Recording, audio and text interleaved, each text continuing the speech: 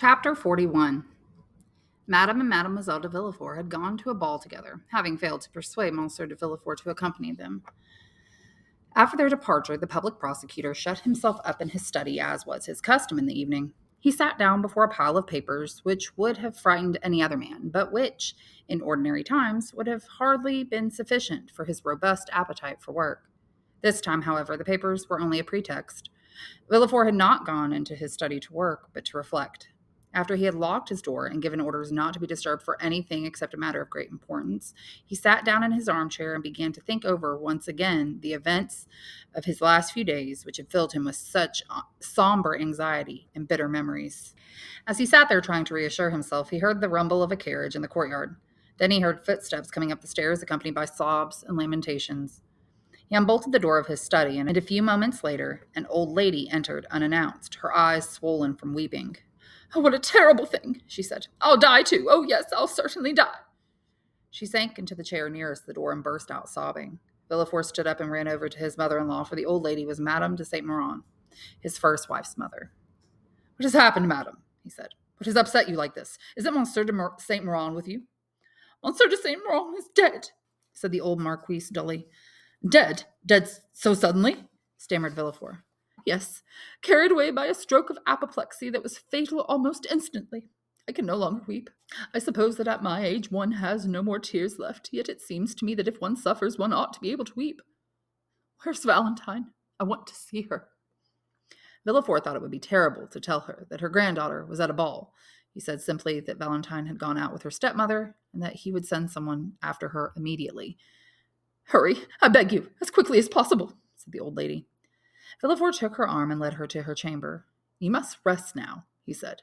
Then, while Madame de Saint Méran knelt, praying from the depths of her heart, he himself went to bring his daughter and wife back from the ball. Valentine found her grandmother in bed. Silent caresses, painful swellings of the heart, choked sighs, hot tears, such were the only recountable details of her visit.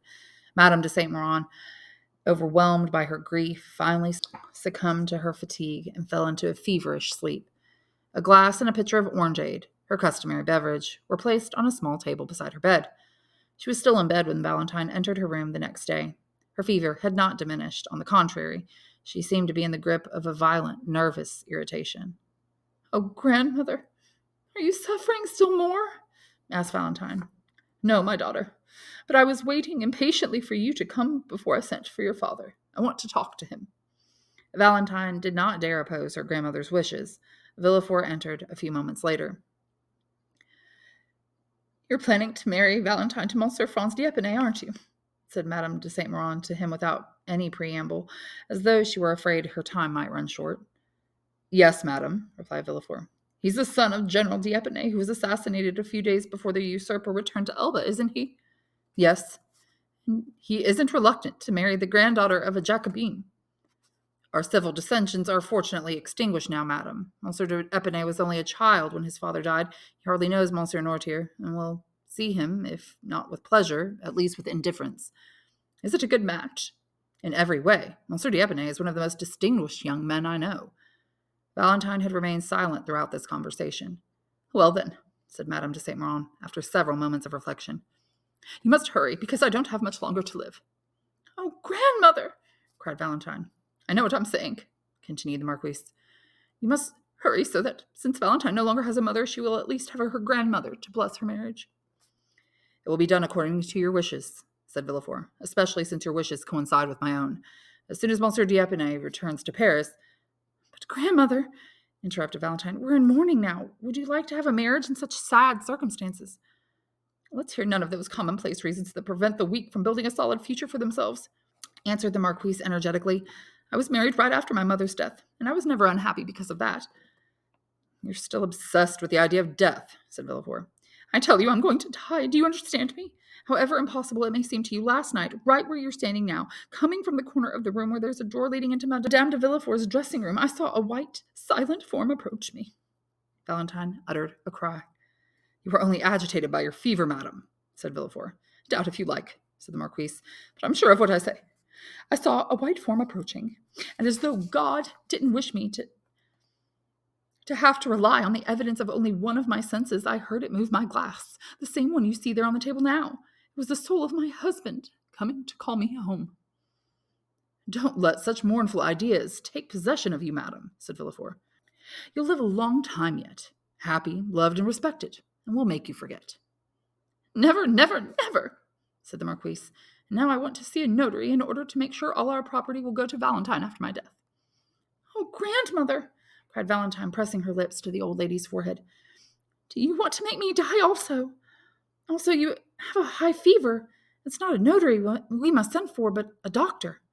A doctor, said the marquise, shrugging her shoulders. I'm not in pain. I'm thirsty, that's all. What would you like to drink? I always drink orangeade, you know that.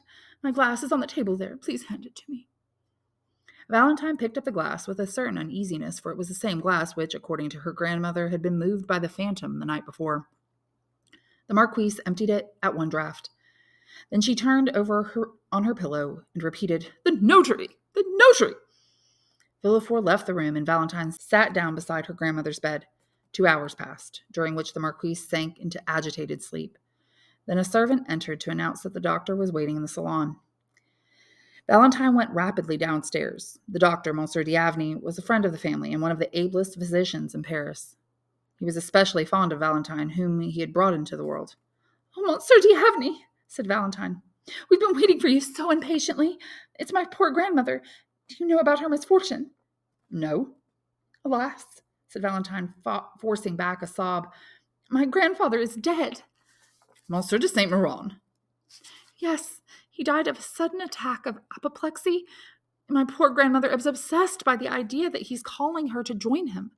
What are her symptoms? She has a strange nervous excitation, and she's very restless in her sleep.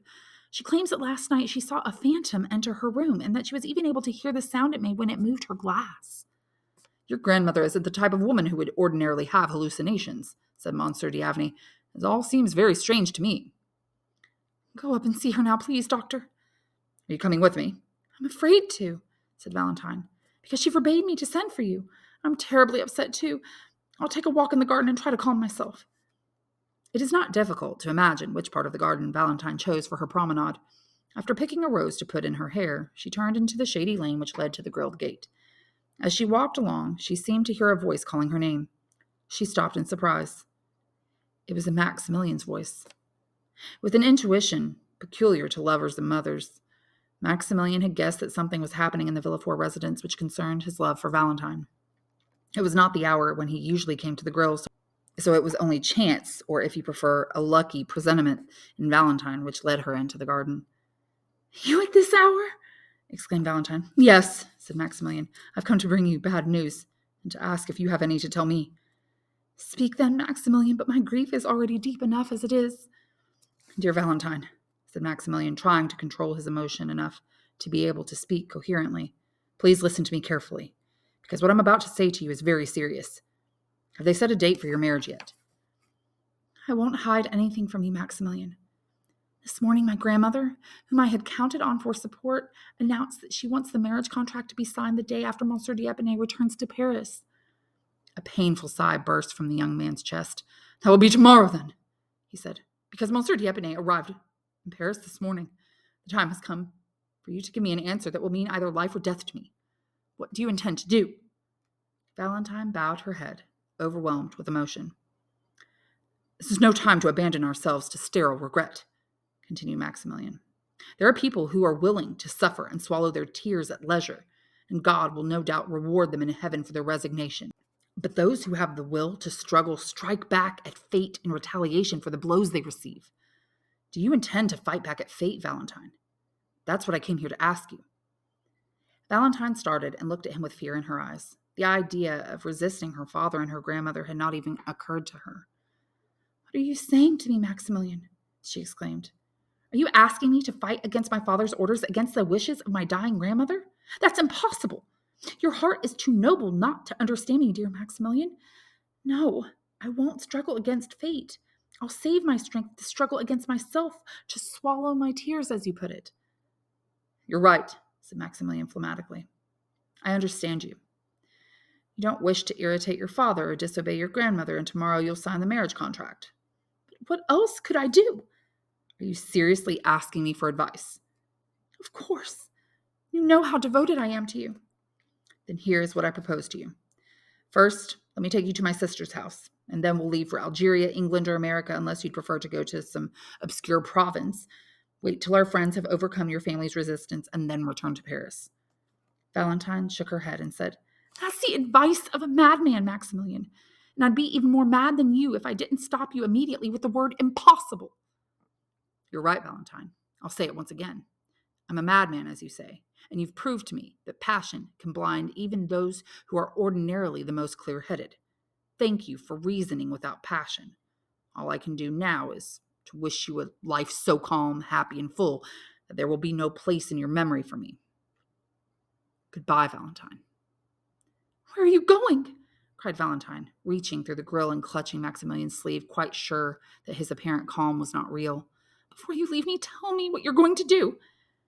Maximilian smiled sadly, but said nothing. Oh, tell me, I beg you. Don't worry, said Maximilian.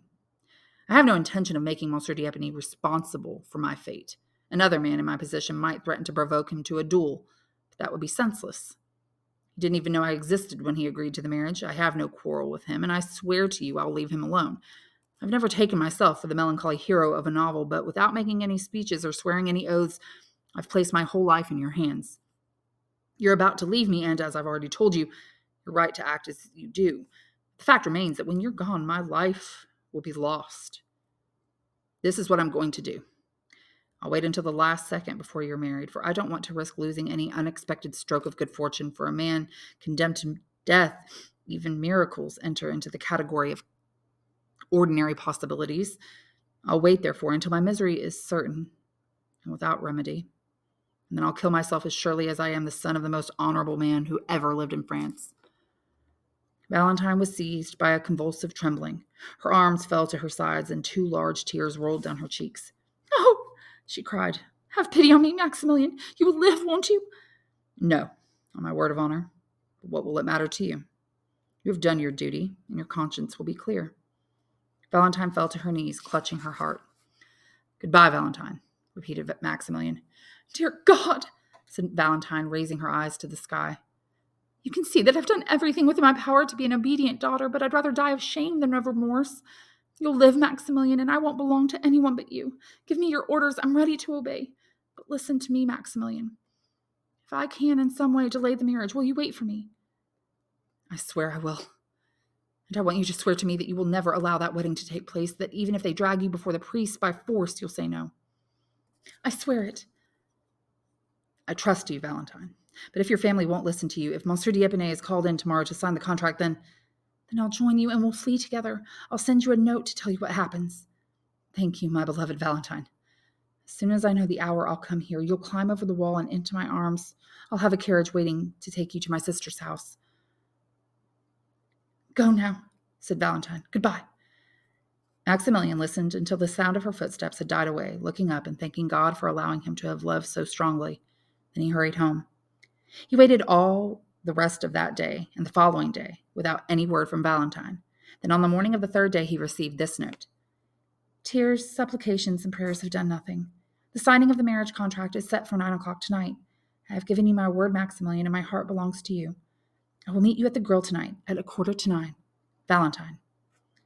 Maximilian reread the note at least 20 times during the day, thinking with inexpressible emotion of the moment when Valentine would say to him, Here I am, Maximilian, take me. He had prepared everything for their flight.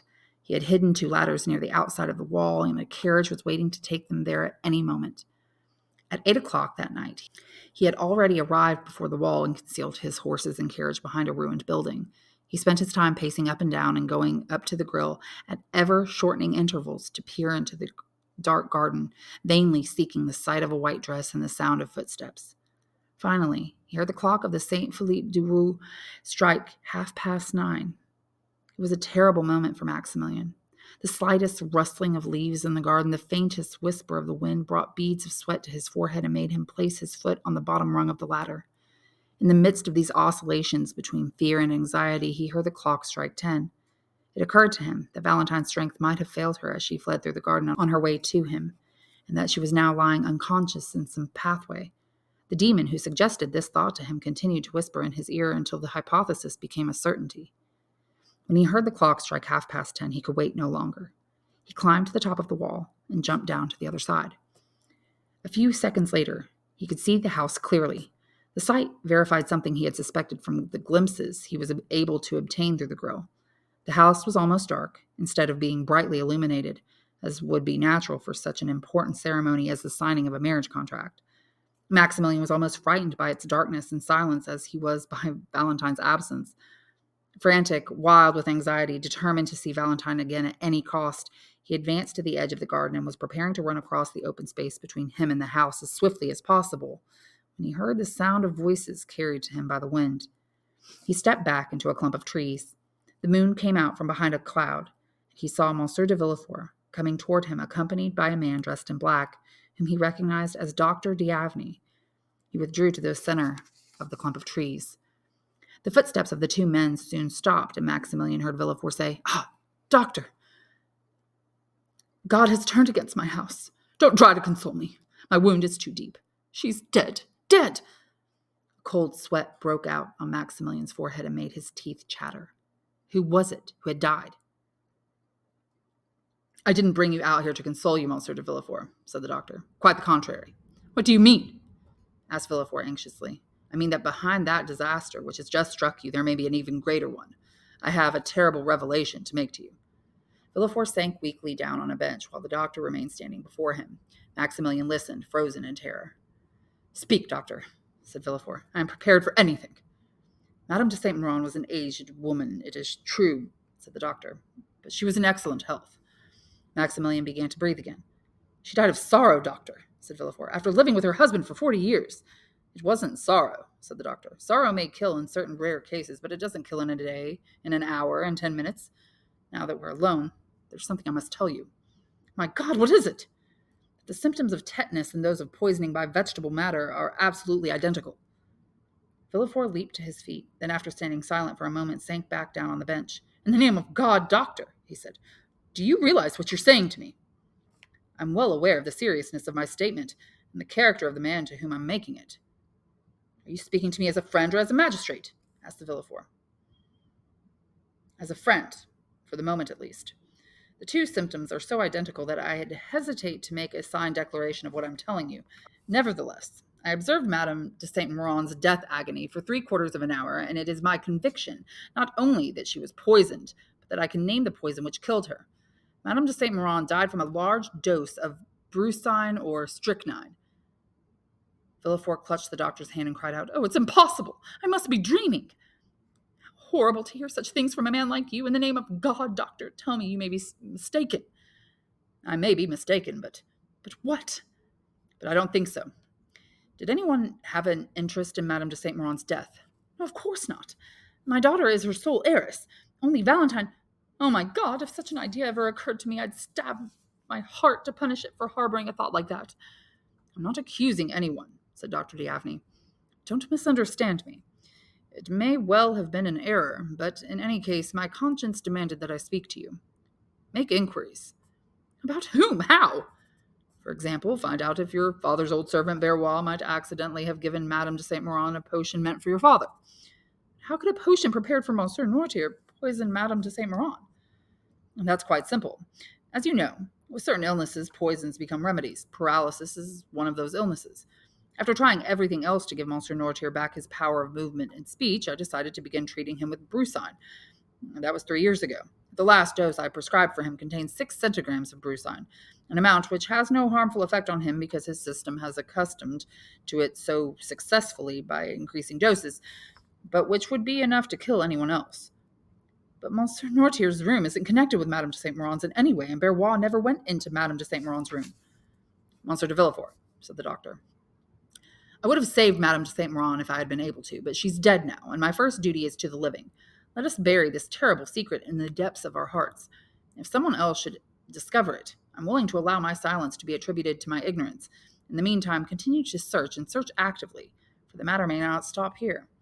And if you find the guilty party, I'll be the first to tell you. You're a magistrate. Act as you see fit." "Thank you, doctor, thank you," cried Villefort joyfully. "I've never had a better friend than you. Then, as though he were afraid Dr. D'Aveney might change his mind, he stood up and led him back toward the house. Maximilian, as though he needed to breathe, came out from inside the clump of trees. His face was so pale that he might have been taken for a phantom in the moonlight. As he stood looking at the somber house, he saw a window opened at one end of it. By the light of a candle placed on a mantelpiece, he saw a figure step out onto the balcony. It was Valentine. At the risk of being seen, at the risk of frightening Valentine and causing her to give the alarm by an involuntary cry, he dashed across the lawn, ran up the steps of the house, and pushed open the unlocked door. He crossed the antechamber and began to walk up the stairs. He was in such a frenzied state that even the sight of Monsieur de Villefort would not have frightened him. Fortunately, he saw no one. When he reached the top of the stairs, a sob whose intonation he recognized led him to a half-open door through which a dim light was shining. He entered. Under a white sheet which outlined its form lay the body of Madame de Saint Méran. Beside it knelt Valentine, who had left the balcony and was now uttering a rapid, almost incoherent prayer. The sight of her weeping was more than Maximilian could bear in silence. He heaved a sigh and murmured her name. She looked up and saw him without surprise. There are no intermediate emotions in a heart swollen by supreme despair. "Valentine," said Maximilian in a trembling voice, "I waited for 2 hours, and when you didn't come, I became frantic. I climbed over the wall and went into the garden, and there I heard voices talking about a fatal accident." "Whose voices?" Maximilian shuddered, for the whole conversation between the doctor and Monsieur de Villefort came back to him. "The voices of your servants told me everything," he said. "But if you were found here, we're lost," said Valentine, without fear or anger. "Listen," said Maximilian. They both heard the sound of a door opening and of footsteps on the stairs. "It's my father coming out of his study," said Valentine. "And showing the doctor to the door," added Maximilian. "How do you know it's the doctor?" asked Valentine in surprise. "I'm only supposing." Meanwhile, they heard the front door opened, then closed and locked. Monsieur de Villefort then went to the door opening into the garden, locked it, and went back upstairs. "Now," said Valentine, "you can't go out either by the front door or by the garden door. There's only one safe exit for you, and that's through my grandfather's room. Come." "Where?" "To my grandfather's room." "Be careful, Valentine," said Maximilian, hesitating. "I see now that it was an act of madness for me to come here. Are you sure you haven't lost your reason, too?" "Quite sure. I only regret having to leave my poor grandmother alone." "Death is sacred by itself, Valentine." "Yes, and besides, I won't be gone long. Come." Valentine went through the hall and down a small staircase leading to Nortier's room. Maximilian followed her on tiptoe. Nortier, who had been informed by his old servant of everything that had happened, was still sitting up in his wheelchair. His eyes sparkled when he saw Valentine.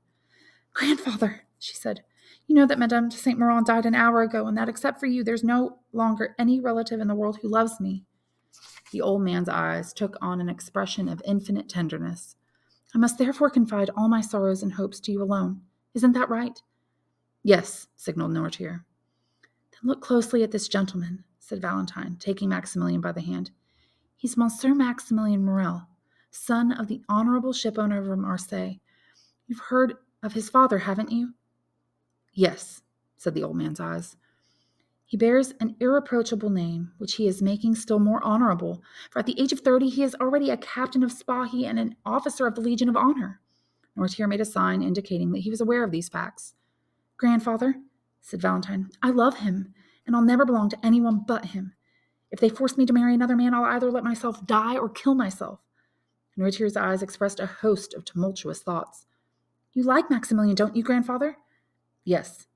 "And you'll protect us against my father's wishes, won't you?" Nortier fixed his intelligent gaze on Maximilian as if to say, "That depends." Maximilian understood. "Valentine," he said, "you have a sacred duty to perform in your grandmother's room. Will you allow me the honor of speaking with your grandfather for a moment?" Yes, that's right," said Nortier's eyes. Then he looked anxiously at Valentine. "Are you wondering how he'll be able to understand you?" she asked. "Yes." "Don't worry about that. We've often talked about you together, and he knows how I speak with you." She stood up, kissed her grandfather tenderly, and said goodbye to Maximilian and left the room. Maximilian, in order to prove to Nortier that Valentine had confided in him and that he knew all their secrets, took the dictionary, a pen, and a piece of paper, and placed them on a table on which there was a lamp.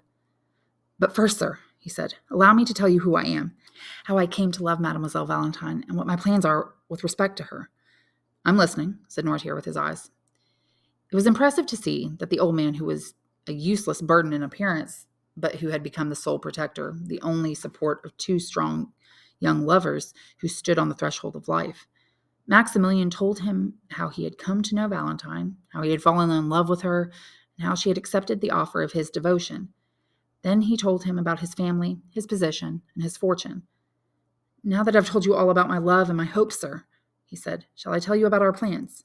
"Yes." Maximilian told Nortier how a carriage was waiting on the other side of the wall, how he intended to take Valentine to his sister's house, marry her, and then respectfully wait and hope for Monsieur de Villefort's pardon. "No," signaled Nortier. "You don't approve of our plan?" "No." "Then what shall we do, sir? Madame de Saint Méran's last words were that Valentine and Monsieur d'Épinay should be married without delay. Must I let this happen?" Nortier's eyes remained motionless. "I understand. I am to wait." "Yes." "But if we wait any longer, we'll be lost, sir. Valentine is helpless alone. They'll force her to their will as if she were a child. What about the marriage contract?" A strange smile appeared in the old man's eyes. "Do you mean to tell me that it won't be signed?" "Yes, the contract won't ever be signed," cried Maximilian. "Excuse me, sir, but I can't help being doubtful when I hear such good news. Are you quite sure it won't be signed?" "Yes." Despite this assurance, Maximilian hesitated to believe Nortier. This promise coming from a powerless old man was so strange that, instead of being based on strength of will, it might have been caused by a weakening of his intelligence. Whether because he understood the young man's doubt or because he did not completely trust the docility which he had shown, Nortier stared steadfastly at him. "Do you wish me to renew my promise to wait, sir?" asked Maximilian. Nortier's gaze remained firm and fixed, as if to say that a promise was not sufficient. Then it turned from Maximilian's face to his hand. "Do you want me to swear? Is that it?" "Yes." Maximilian raised his hand and said, "I swear on my honor to await what you have decided to do before taking any further action." "Good," said Nortier's eyes. "Do you wish me to leave now, sir?" "Yes." "Without seeing Mademoiselle Valentine again?" "Yes." Maximilian made a gesture of obedience, bowed, and left the room.